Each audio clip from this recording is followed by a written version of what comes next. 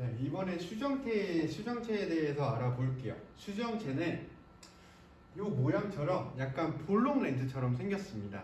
약간 볼록 렌즈처럼 생겼고, 이것도 가장 중요한 건 빛을 굴절시키는 곳이에요. 그래서 두께는 4mm, 직경은 9mm인 이것도 빛을 굴절시키는 곳이기 때문에 투명하고 무혈관, 무신경 조직입니다. 그래서 이 수정체 그림을 보면 약간 볼록 렌즈 형상이 되어 있을 거고, 약 35%의 단백질과 65%의 수분으로 구성이 되어 있습니다. 일반적으로 요거는 투명한 색이기 때문에 이 신생아는 거의 무색으로 투명한데, 약간 나이가 들어가면서 약간 황색을 띠긴 하지만 기본적으로 무혈관 무신경은 약간 투명한 조직이다 라고 생각을 해주시는 게 좋아요. 그래서 이 중앙 부분은 딱딱합니다. 그리고 이 주변 부분은 약간 연해요. 그래서 이 연한 부분을 피질, 단단한 부분을 핵이라 한다. 그래서 여기 부분이 이제 핵이고, 여기가 단단할 거고 이쪽으로 갈수록 연할 거예요. 그래서 수정체 낭, 정면 상피, 피질, 뭐 핵 이런 걸로 구성이 되고, 여기에는 혈관이나 신경이 없기 때문에 방수를 통해서 영양분을 공급을 받는다. 이렇게 생각을 해주시면 됩니다. 그래서 이 수정체는 약간 볼록 렌즈 모양을 하고 있고, 이 딱딱한 부분을 핵이라 하고 나머지를 피질이라고 한다. 이렇게 이해를 해주시면 되고, 수정체 낭, 뭐 정면 상피 이렇게 있는데, 이 앞쪽 그림을 보시면 정면 3P 쪽에는 입방체 모양으로 세포가 되어 있어요. 입방체는 약간 정육면체 모양이거든요. 정육면체 모양으로 세포가 되어 있고요. 그래서 저 위에 적도부에서 정면 3P가 전후방 방향으로 길어지면서 층을 만드는 겁니다. 그래서 저 적도부에서 만든 게 쭉 내려오면서 이렇게 층을 만든다 라고 생각을 해주시면 됩니다. 그래서 중심부의 섬유는 단단해져서 핵이 되는 거고, 그 밖에 유연한 섬유층은 피질이 되는 겁니다. 요거는 식이해부학을 배울 때 더 자세하게 배울 건데, 기본적으로 그냥 저 적도부에서 생성된 게 쭉 길어져서 수정체가 이루어지는데, 가장 단단해지는 부분을 핵이라 하고, 그 밖에 유연한 부분을 섬유층이다 라고 생각을 해주시면 됩니다. 근데 이 수정체는 투명해야 되는데 여기에 혼탁이 생기는 거예요. 우리가 이게 투명해서 빛을 잘 통과시켜야 되는데, 여기에 혼탁이 생기면 통과되는 게 당연히 줄어들겠죠. 그래서 투광도가 감퇴되어 시력이 점차 감소하게 될 겁니다. 왜냐면 빛이 오는 걸 다 통과시켜야 되는데 혼탁되어 있으니까 이 통과되는 게 줄어드니까 시력이 점차 감소가 되고, 혼탁도가 심해지면 실명에 이릅니다. 그래서 우리가 이 수정체가 혼탁되는 거를 백내장이라고 하고, 이 백내장은 수정체가 혼탁된 상태를 말을 하는데, 이거는 수술로도 충분히 치료가 가능합니다. 그래서 이 수정체를 꺼내서 새로운 수정체를 넣는 방법도 있고요. 이 수정체 안에 있는 혼탁된 부위를 제거하는 방법도 있고요. 이 백내장은 사실 굉장히 흔한 병이에요. 안질환이에요. 그래서 뭐 백내장에 대해서 너무 위험하거나 크게 생각을 안 하셔도 될 만큼 요즘은 수술도 잘 되고 굉장히 경과도 좋습니다. 이 백내장이라는 거는 수정체가 혼탁이 되면서 시력이 감소가 되는 거다 라고 생각을 해주시면 됩니다. 그 다음 이제 이 수정체가 시선의 이동에 따라서 플러스 19.11 디옵터에서 플러스 33.06 디옵터까지 굴절력을 증감시킨다. 이게 무슨 말이냐? 우리가 멀리 볼 때나 가까이 볼 때나 수정체는 굴절력을 변화시킨다. 이렇게 생각을 해주시면 돼요. 그래서 19.11, 33.06 어떤 게 숫자가 더 클까요? 이 숫자가 더 크잖아요. 이때가 가까이 볼 때다. 무슨 말이냐? 우리가 눈을 이렇게 있으면 가까이서 나온 빛은 망막 뒤쪽에 맺힌다 했습니다. 원래는 평행광선으로 들어왔으면 망막에 맺혔을 텐데 앞쪽에서 가까운 곳에서 나온 빛은 망막 뒤쪽에 맺히기 때문에 우리가 이 수정체가 인위적으로 플러스 렌즈 효과를 내는 거예요. 그래서 앞쪽에 맺게끔. 아, 그럼 우리가 가까이 볼 때 굴절력이 세진다는 거구나. 조절이 된다는 건 굴절력이 세진다. 수정체가 두꺼워진다라는 거니까 이 플러스 33.06 디옵터는 아, 가까이 봤을 때 굴절력이구나. 그래서 문제에 멀리서 가까이 봤을 때, 그러니까 가까이 있는 물체를 볼 때 굴절력은 더 커진다. 수정체의 굴절력은 더 커진다. 이런 식으로 나오면 맞는 말인 거예요. 왜냐면 이게 가까이 볼 때고 이게 멀리 볼 때니까 가까이 보다가 멀리 보면 굴절력은 감소된다. 이것도 맞는 말이고요.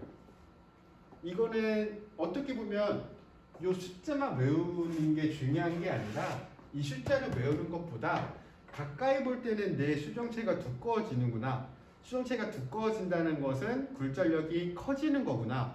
이렇게 이해를 하시는 게 좋은 거예요. 그래서 멀리 볼 때는 수정체의 굴절력이 감소한다. 혹은 가까이 볼 때는 수정체의 굴절력이 증가한다. 이런 식으로 보기에 나와도 체크를 할 수 있으셔야 되는 겁니다. 그래서 카메라 같은 경우에는 조리거를 좁히거나 렌즈를 앞뒤로 움직이면서 이 필름의 상에 맺히게 하는 건데 우리는 이 수정체 위치를 바꿀 수 없기 때문에 우리가 수정체를 두껍게 하거나 얇게 하면서 망막의 상을 맺히게 하는 겁니다.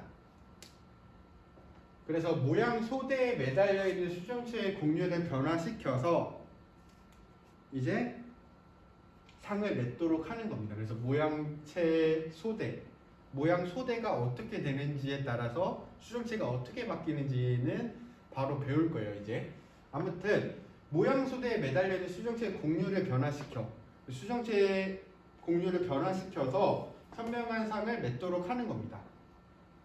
사람의 조절력은 대체로 10세에서 12디옵터인데 나이가 들어갈수록 조절력은 감소가 되기 때문에 조절력이 감소한다는 건 조절을 잘 못하는 거잖아요. 조절을 못한다는 것은 가까이 있는 걸 못 보기 때문에 아, 내가 조금 나이가 들어가면 조절력이 감소하고 조절력이 감소하기 때문에 가까이 있는 걸 잘 못 보는구나. 이렇게 연결해서 이해를 해주셔야 되고 우리가 그런 이유 때문에 노안 보정 안경, 흔히 말하는 돋보기를 착용을 하는 겁니다. 이렇게 이해를 해주시면 될 것 같고 다음은 유리체. 유리체는 이렇게 안구 내에 여기를 채우고 있는 안구 내강을 채우고 있는 거예요. 그래서 유리체 혹은 초자체라고 하는데 요것도 투명해야 돼요. 왜냐? 여기서 빛이 통과되면 망막까지 가야 되는데 여기가 불투명하면 통과를 할 수 없으니까 아, 여기도 투명하구나. 그럼 우리가 투명한 거 각막, 수정체, 그리고 유리체 아, 요거는 투명하구나 라고 생각을 해주시면 되고 또 우리가 이 각막이랑 공막이 외막이어서 안구의 형태를 유지한다 했잖아요. 하지만 그 안에 채우고 있는 물질이 없으면 여기 아무리 단단해도 안에가 비어 있으면 유지가 안 되겠죠. 그래서 이 안쪽을 채우고 있는 이 유리체도 안구 모양을 유지합니다. 그래서 안구 모양을 유지하는 세 가지가 있어요. 각막, 공막, 유리체. 이렇게 이해를 해주시면 되고 이것도 광선의 굴절 기능을 가진 겁니다. 그래서 이쪽을 지나가야 되니까 굴절 기능을 가지고 있는 거고 굴절률은 1.336입니다. 그리고 맥락막이 혈관이랑 색소가 많다고 했잖아요. 그래서 그 맥락막으로부터 영향을 공급받습니다. 이것도 유리체는 혈관이 없어요. 왜냐하면 투명해야 되니까 무혈관 무신경인데 얘네 영양분을 어디서 받느냐? 맥락막이랑 붙어 있으니까 맥락막을 통해서 영양분을 공급을 받는 겁니다. 그래서 유리체에 출혈이 발생하면 시력이 저하가 된다. 여기 출혈이 발생하면 당연히 여기가 투명한 게 덜해지니까 시력이 떨어지겠죠. 이렇게 이해를 해주시면 됩니다. 그 다음에 이제 눈꺼풀. 눈꺼풀은 이제 상안검과 하안검이 있어요. 위쪽이랑 아래쪽이라고 봐주시면 되는데, 요걸로 우리가 뭐를 하느냐? 눈을 깜빡거리면 빛이 들어가는 걸 막잖아요. 아예 빛이 못 들어오잖아요. 눈을 감는 거니까. 그래서 광선을 차단하거나 제한하는 기능을 한다 라고 이해를 해주시면 됩니다. 그리고 안구를 전방에서 보호한다. 뭐 예를 들면 우리가 뭘 날라오면 눈을 순간적으로 감잖아요. 그 이유가 이제 이 눈을 보호하기 위해서, 뭐가 날라왔을 때 안구에 직접적으로 뭐가 달라붙거나 부딪히는 것을 방지하기 위해서 이 눈꺼풀은 안구의 전방을 보호한다 라고 이해를 해주시면 됩니다. 그리고 이제 눈 깜빡임이라는 걸 우리가 자연스럽게 숨목을 하잖아요. 이렇게 눈을 깜빡깜빡 거릴 건데, 눈 깜빡임에 의해서 눈물이 전체적으로 이렇게 표면에 퍼지게 하는 거예요. 눈물이 이렇게 있으면 눈꺼풀이 왔다 갔다 하면서 이게 점점 그냥 퍼지게, 자연스럽게 눈 주위로 전체적으로 퍼지게 하는 겁니다. 그래서 전체적으로 눈물이 퍼지면 각막을 수변시켜서 각막이 투명하게 유지될 수 있도록 보호한다. 무슨 말이냐면, 우리가 눈물을 통해서 각막이 영양분을 받잖아요. 그래서 그 눈물을 고르게 퍼져 있게 하려면 이렇게 눈을 깜빡깜빡 거려줘야 되는 거예요. 이해가 되셨을까요? 그래서 우리가 눈싸움 같은 걸 해요.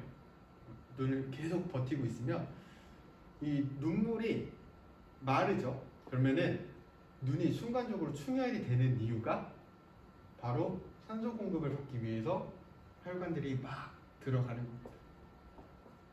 그래서 이 눈 깜빡깜빡 거리는 거는 안구 표면을 청정하게 하고 각막을 수분시키고 투명하게 보호하려는 기능이다. 그래서 총 4층으로 되는데, 피부층, 근육층, 건판, 검결막, 이렇게 4가지로 구성이 된다 라고 봐주시면 되고, 우리가 그냥 기본적으로 눈을 뜨고 있는 거는 이 근육들로 이렇게 눈을 뜨고 있는 건데, 우리가 그 근육들이 계속 작용할 수가 없기 때문에 일정한 간격으로 자율적으로 눈 깜빡임을 하는 겁니다. 눈 깜빡이는 양안이 동시에 양쪽을 같이 깜빡깜빡 거리는데 약 0.3에서 0.4초간 진행이 되고요. 눈 깜빡이 간격은 뭐 이렇게 될 겁니다. 근데 기본적으로 눈을 깜빡거린다고 생각했을 때 상안검이 많이 움직일까요? 하안검이 많이 움직일까요?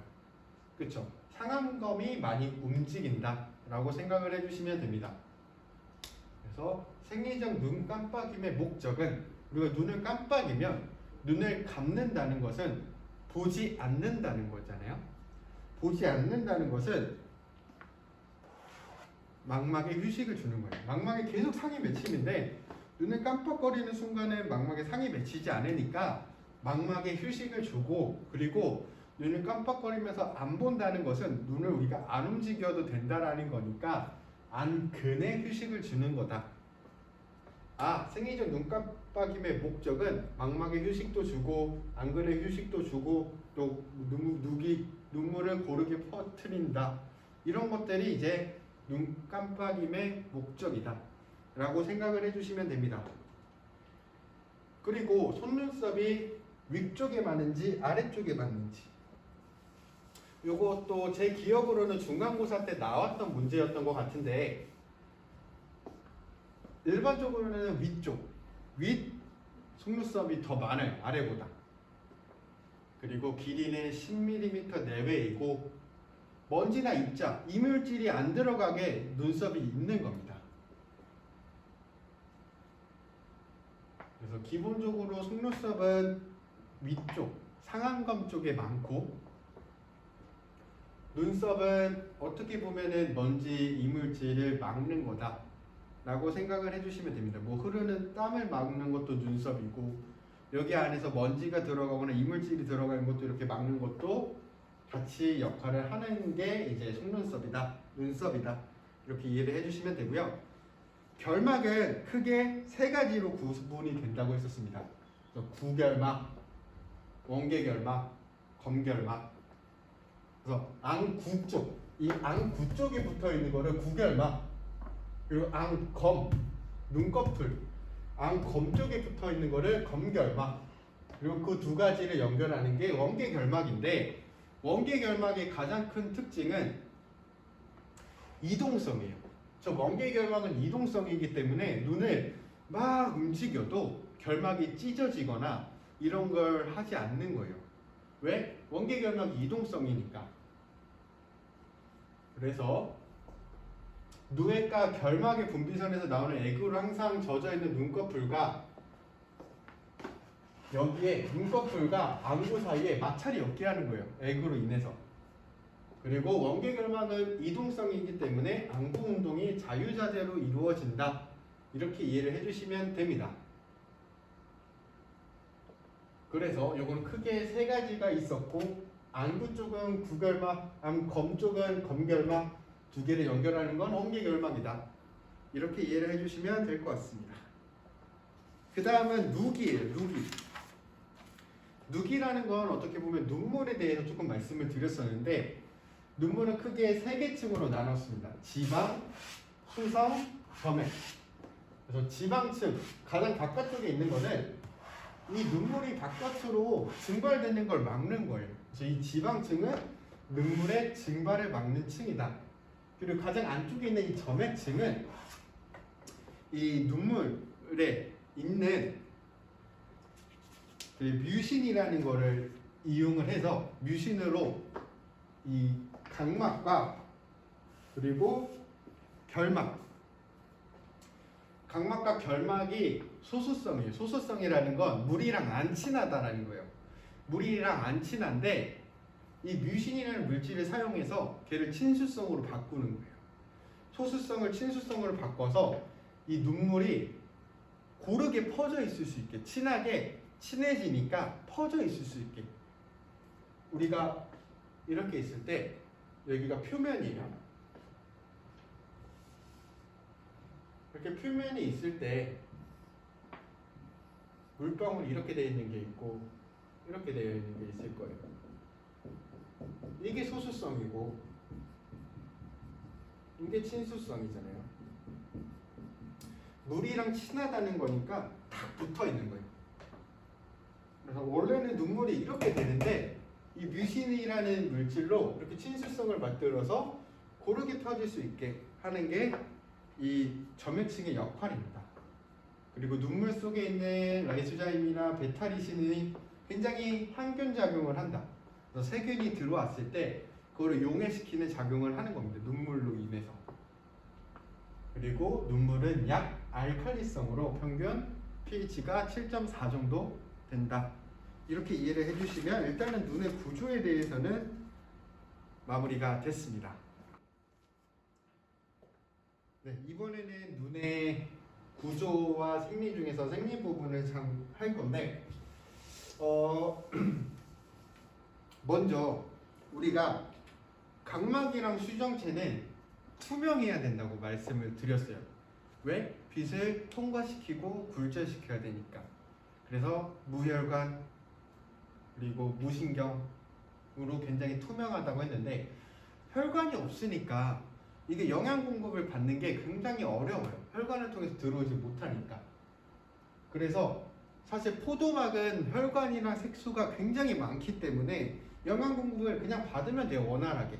그래서 포도막이라는 거는 거대한 혈관 조직이기 때문에 영양 공급이 원활합니다. 그리고 우리가 아까 맥락막을 말을 할 때 맥락막이 검다고 말을 했잖아요. 검맣다고, 검은색이라고. 그 이유가 뭐냐? 우리가 망막에 이제 상이 맺혀서 또렷하게 봐야 되는데 이 맥락막 부분은 검정색이어야지 더 선명하게 볼 수 있는 거예요. 우리가 뭐 예를 들어서 이런 칠판을 볼 때 혹은 뭐 영화관에서 영화를 볼 때 주변이 이렇게 검맣게 좀 어두워지면 아 또렷하게 보이는구나 라고 생각을 하잖아요. 그래서 이 맥락막은 검정색이고 그 이유가 암실 효과를 주기 위해서다. 이렇게 같이 생각을 해주시면 돼요. 이 맥락막은 검정색으로 되어 있는데 암실 효과를 준다. 여기까지 이해가 됐을 거예요. 그래서 포도막은 사실 색소나 혈관이 많기 때문에 영양 공급이 원활하지만 수정체나 각막은 혈관이 없어야 되기 때문에 혈관을 통해서 영양 공급이 어렵습니다. 그럼 어떻게 받느냐? 각막은 먼저 이제 각막 윗부분에 있는 눈물 있죠.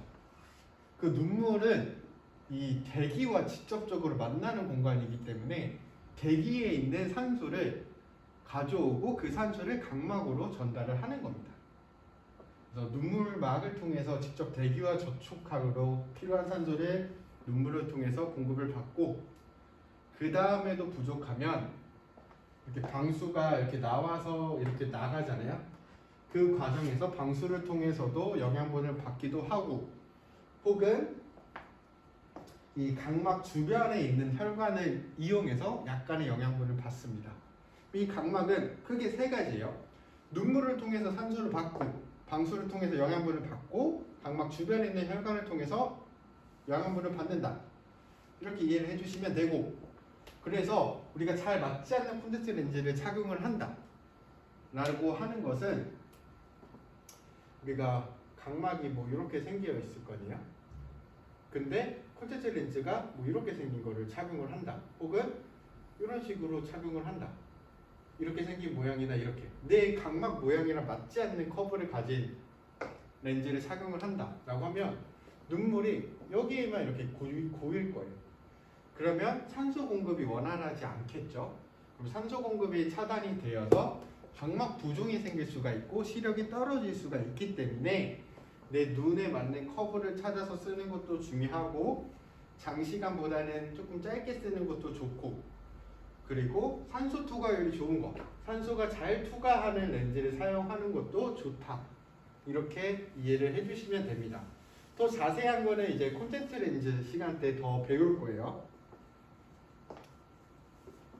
그럼 각막은 이렇게 받는 거 알겠어요. 그러면은 수정체는 어떻게 받을까요? 수정체는 눈물이랑 맞닿아 있지도 않는데 그래서 이 수정체는 모든 에너지를 방수에서 얻습니다. 각막은 방수, 눈물, 그리고 주변에 있는 혈관을 통해서 얻는데 수정체는 방수를 통해서만 얻어요. 그 말은 수정체는 방수 의존도가 각막보다 훨씬 세구나. 의존한다. 방수에만 의존하기 때문에 의존도가 더 크다. 이렇게 말씀을 드릴 수가 있고 산소와 포도당을 필요로 하며 그 밖에 뭐 비타민C 이런 것들은 수정체 낭을 통해서 흡수를 하고 이 수정체는 방수를 통해서 영양분을 받는구나 이렇게 이해를 해주시면 됩니다. 그 다음에 배울 거는 우리가 안근. 안근은 근육이잖아요. 그래서 내안근이 있고 외안근이 있었는데 내안근은 뭐 동근 관략근 혹은 동근 산대근 뭐 아니면 모양체근 이런 것들이 있는데 우리가 중요한 거는 지금 외안근이에요. 지금 배울 거는 외안근이라는 거는 안구 운동과 관련이 있는 겁니다. 그래서 눈을 돌리는 거, 뭐 눈을 오른쪽을 보든 왼쪽을 보든 위를 보든 아래를 보든 눈을 움직이는 거와 관련이 있는 거고 외안근의 안와의 안구 운동을 담당을 하고 총 6가지가 있습니다. 4개의 직근과 2개의 사근. 그래서 내직근, 외직근, 상직근, 하직근이라는 4개의 직근과 상사근, 하사근이라는 2개의 사근. 그래서 총 6개로 구성이 되어 있고요. 굉장히 단단하고 신경섬유도 많은 부분입니다. 그래서 위치를 조금 이해를 해주시는 게 좋고요. 하사근만 이제 안와의 아래쪽 가장자리뼈에서 시작이 되고요. 나머지 5개는 안와의 선단부에 있는 윤상의 총건윤에서 시작이 되는 겁니다. 하사근만 안와의 아래쪽 가장자리뼈에서 시작이 되는 거고 나머지 5개는 안와의 선단부에 있는 윤상의 총경윤에서 시작이 된다. 이렇게 이해해 주시면 되고 6개 모두 공막에 부착이 돼요. 아까 우리가 공막을 배울 때 외안근이 부착되는 부위라고 배웠었죠. 공막이 가장 가까이 있는 거니까 거기에 부착이 된다라고 생각을 해주시면 됩니다. 그래서 뭐 총경륜 길이랑 이런 것들을 한번 배웠으니까 한 번 더 읽고 어느 부분에 부착이 되는지랑 우리가 동완신경 그리고 활자신경, 외전신경.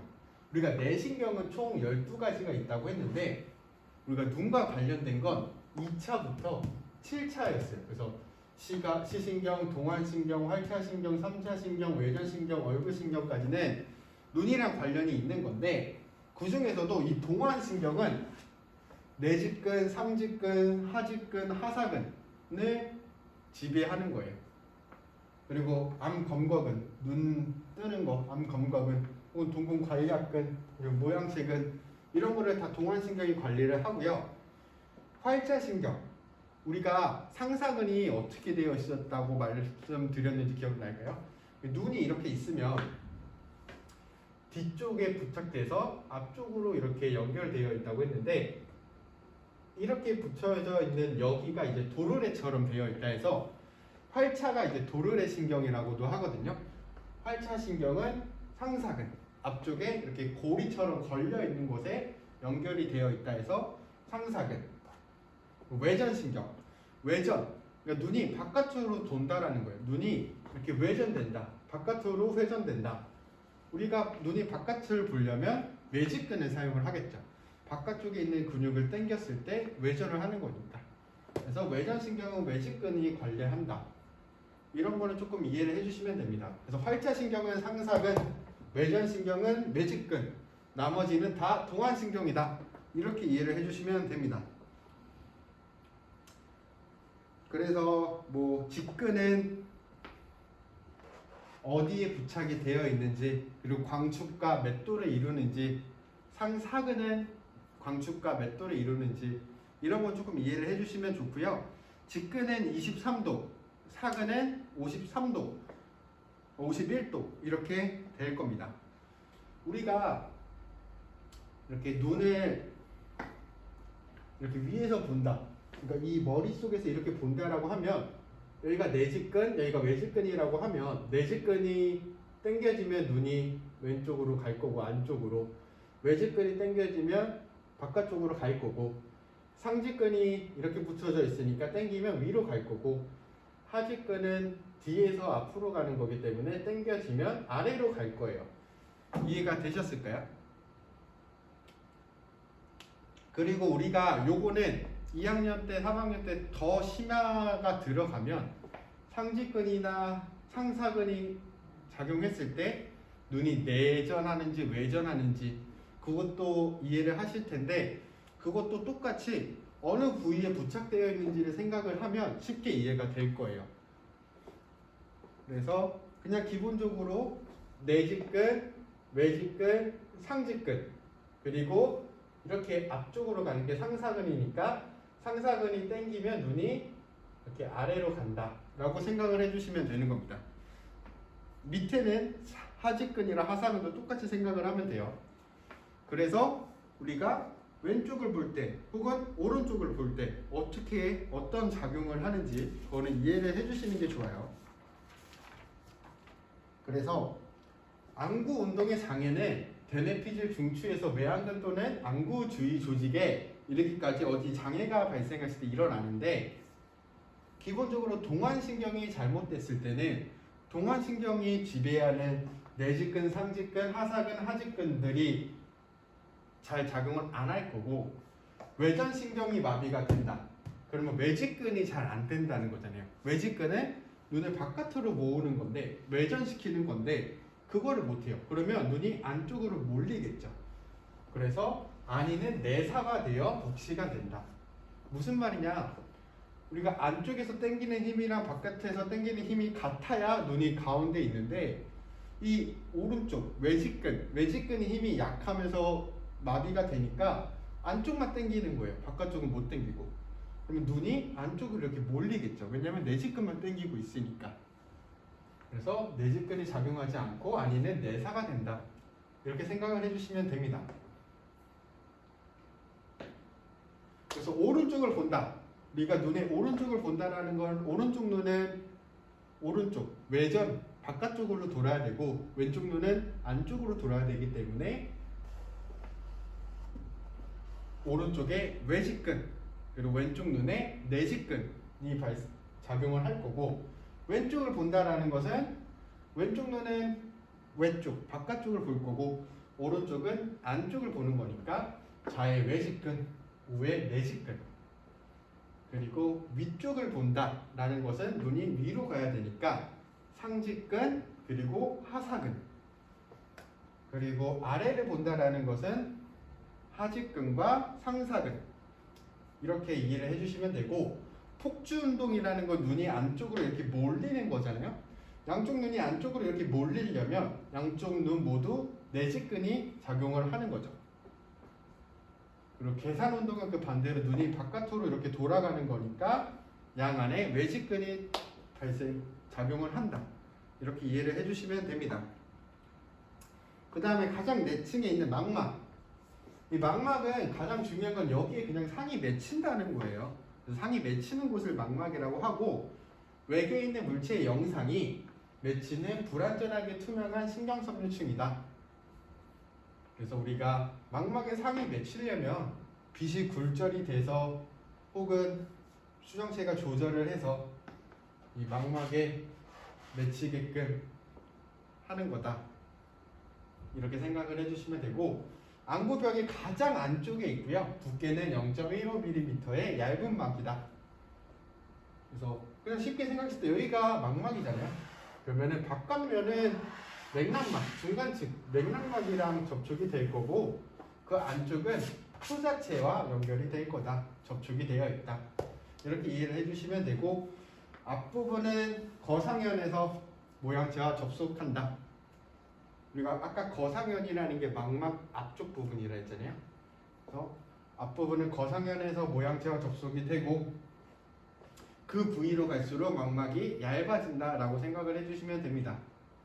그리고 이 망막이 가장 중요한 거는 일단은 망막은 10개 층으로 되어 있는 것도 중요하지만 이렇게 중앙부가 움푹 들어가 있는 부분이 있어요. 그래서 안구의 후국 분방에는 약간 다른 부위보다 어둡게 보이는 부분이 있는데 그 부분을 황반이라고 합니다. 그래서 이 황반은 어떻게 보면 약간 노랗게 보이기도 하고 어둡게 보이는데 여기에 상이 맺혔을 때 가장 선명하게 보여요.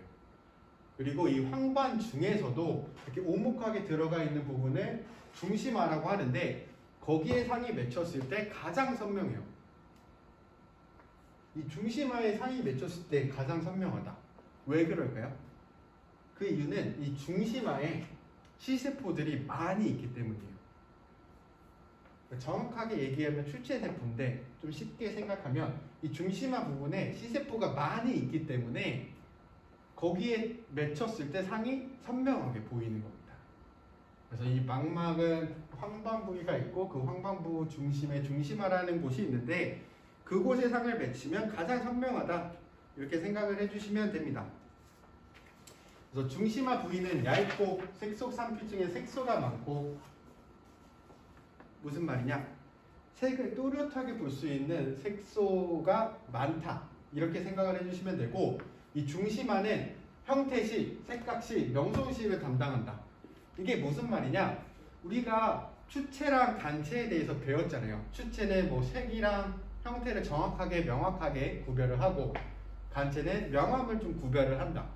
그래서 추체는 색각, 형태 이런 거를 관리하는데 그 형태와 색깔을 관리하는 추체의 세포가 중심화에 몰려 있어요. 그러니까 중심화 부분에 추체가 굉장히 많기 때문에 이 중심화에서 형태, 색각시, 명소시를 담당한다고 생각을 해주시면 됩니다. 그리고 이 황반부 구조의 특징은 시세포가 굉장히 잘 발달하고 직접 시세포에 빛이 닿는 거예요. 또 이 시세포가 자극을 받는 거죠. 그래서 그 자극을 시신경을 따라서 뇌까지 연결이 된다. 이렇게 말씀을 드렸고 이 중심화에는 혈관이 없습니다. 그리고 그 중앙 부분에는 간체는 존재하지 않고 추체만 있어요. 그래서 형태 그리고 색깔 이런 거를 정확하게 보고 이곳에서가 시력이 가장 좋게 나와요. 잘 보여요. 그래서 추체와 간체를 비교했을 때 추체는 색상이랑 형태 이런 거를 정확하게 구별을 하는 역할을 하고요. 간체는 이렇게 명암을 구별을 합니다. 근데 많은 분들이 좀 헷갈려 하시는 게 추체가 중심하에 집중적으로 분포가 되어 있다고 해서 전체적인 개수 자체가 추체가 많다라고 생각하시는 분들이 많은데 전체적인 개수는 간체가 추체보다 굉장히 많습니다. 그래서 간체가 총 1억 2천만 개, 추체는 600만 개 정도 되고요. 추체보다 간체가 양이 더 많고 추체는 반응이 빠르고 그리고 우리가 색상을 정확하게 구별하고 형태를 하는 것처럼 낮에 주로 활성화가 됩니다. 우리가 낮에 봤을 때랑 저녁에 봤을 때 좀 어두운 곳에서 봤을 때 혹은 밝은 곳에서 봤을 때 밝은 곳에서는 형태, 색각 이런 게 정확하게 보이지만 어두운 곳에 가시면 형태, 뭐 색상 이런 것보다는 명암을 주로 보잖아요. 그런 것처럼 이 간체는 야간에 활성화가 될 거고 추체는 낮에 주로 활성이 될 겁니다. 밝았을 때. 중심하에 집중적으로 분포가 되어 있다. 이렇게 생각을 해주시면 될 것 같습니다. 그리고 시신경 유두부는 아까 저희가 사상판에서 얘기했듯이 그 시신경들이 이렇게 나가야 돼요. 시세포들이 자극을 받으면 직접 빛을 받아서 자극을 받으면 그 자극을 뇌까지 전달을 해주는 그 케이블이 필요한데 그게 이 시신경들이잖아요. 그 시신경들이 나가는 시신경 유두부. 그래서 그 부분에는 시세포가 없습니다. 시세포가 없다라는 건 자극을 못 받는다는 거잖아요. 그렇기 때문에 그 부위는 우리가 보이지 않는 거예요. 근데 왜 우리가 평소에 못 느끼느냐? 눈은 두 개이기 때문에 여기는 시신경 유두부에 걸려도 반대쪽 눈으로 그걸 볼 수 있는 거예요. 그렇기 때문에 우리는 그냥 그걸 인식 못하고 양쪽으로 봤을 때 생활했을 때 큰 불편이 없는 거죠. 하지만 한쪽 눈으로만 생활을 한다. 이렇게 본다고 하면은 시신경 유두부가 어느 부위인지 대충 느낌이 올 수도 있습니다. 그래서 이쪽에는 강수용체니 간체나 추체가 존재하지 않고 생리적 안점, 잘 안 보이는 맹점, 그래서 마리오트 맹점 혹은 생리적 안점이라 한다. 이렇게 이해를 해주시면 됩니다. 그 다음은 시각 전도 경로. 요거는 제가 그림만 그리면 된다고 했었죠. 눈 두 개를 그리고 가운데는 X, 양쪽은 이렇게 따라가서 포인트는 여기가 반대로 보는 거다. 이렇게 그려주고 이쪽이 시신경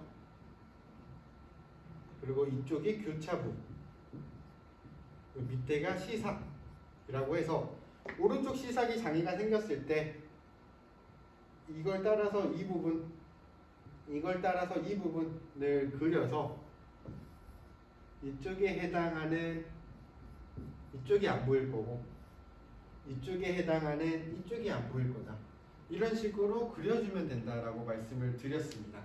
그래서 이쪽이 시신경, 교차부, 시삭 이렇게 나뉘고 어느 부분에 장애가 생겼을 때 내 시야가 어떻게 되는지 이거는 풀어줄 수 있으셔야 돼요.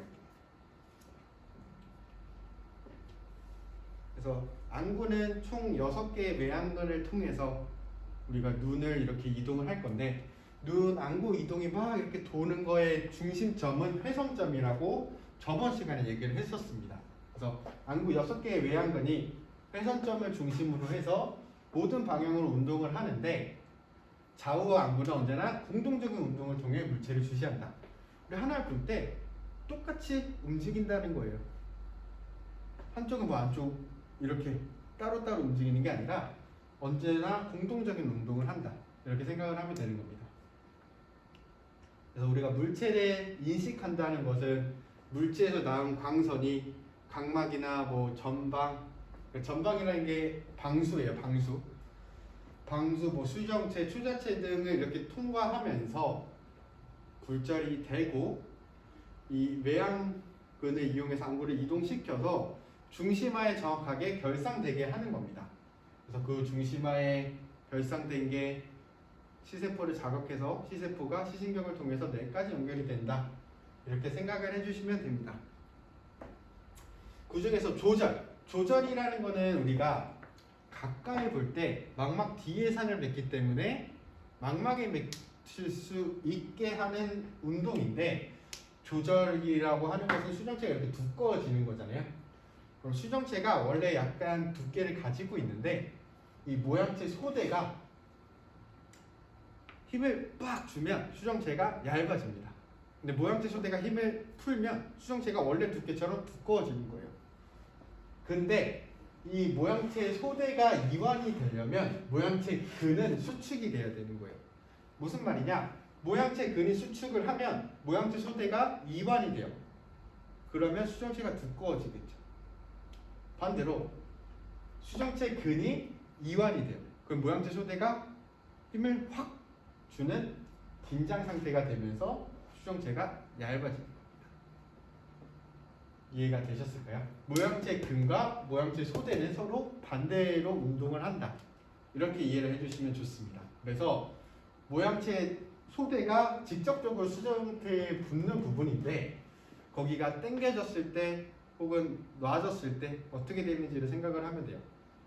그래서 모양체 소대가 이완이 된다라는 건 수정체를 원래 상태인 두껍게 만드는 거고 모양체 소대를 확 당기면 수정체가 이렇게 얇아지는 겁니다.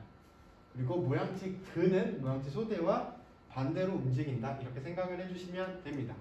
그래서 우리가 가까이 볼 때는 수정체가 두꺼워져야 되니까 모양체 소대는 이완이 돼야 될 거고 모양체 근은 수축이 돼야 될 겁니다. 그리고 멀리 볼 때는 모양체 근은 이완이 될 거고 모양체 소대는 긴장 상태 확 당기는 그리고 수정체는 얇아진다. 이렇게 이해를 해주시면 좋을 것 같습니다. 그 다음에 동공 크기의 변화. 요거는 아까도 배웠듯이 밝은 곳에 간다, 빛이 많다 라고 하면 동공이 작아지는 축동. 그래서 밝은 곳이나 강한 빛, 축동이 되어 눈 속으로 들어가는 광경을 감소시킨다. 어두운 곳에 가면 상동되면서 빛을 많이 들어오게 한다. 이렇게 말씀을 드렸고 동공 관략근은 말 그대로 동공이 작아지는 축동, 동공 산대근은 동공이 커지는 거, 산동과 관련이 있는 거고요. 그래서 어떤 신경의 지배를 받는지도 같이 이해를 해주시면 좋아요. 그래서 우리가 가까이 볼 때도 축동이 일어납니다. 가까이 볼 때 동공이 작아져요. 그럼 우리가 가까이 볼 때 일어나는 게 총 3가지가 있었어요. 동공이 작아지는 축동, 그리고 조절, 그 다음에 폭주. 이 3가지를 묶어서 근경 반응이라고 합니다. 가까이 볼 때 동공이 작아지고 그리고 수정체가 두꺼워지는 조절, 그리고 눈이 안쪽으로 몰리는 폭주. 그래서 이 3가지가 동시에 일어나고 이를 근경반사 혹은 근경반응이다. 이렇게 말씀을 드렸습니다. 그래서 카메라와 이 눈을 연결지어서 많이 하는데 눈의 안검이라는 건 눈을 깜빡깜빡하는 이 눈꺼풀이니까 카메라의 셔터 부분, 그리고 각막과 수정체는 빛을 꺾어주는 부분이니까 카메라의 렌즈 부분, 그리고 눈의 공막은 형태를 유지하고 가장 바깥에 있는 막이니까 몸체, 그리고 눈의 맥락막은 그 중간 부분에 제가 검정색으로 되어 있다고 했죠. 암실 효과를 준다. 그래서 어두운 삼자. 그리고 눈의 홍채는 동공의 크기를 조절을 하죠. 빛이 들어오는 양을 조절을 하는 줄이개. 그리고 눈의 망막은 이 필름처럼 창이 맺히는 곳이니까 카메라에선 필름, 이렇게 해당한다고 말씀을 드렸습니다. 이렇게 하면 안구의 기능과 생리에 대해서 마무리할 수 있겠습니다.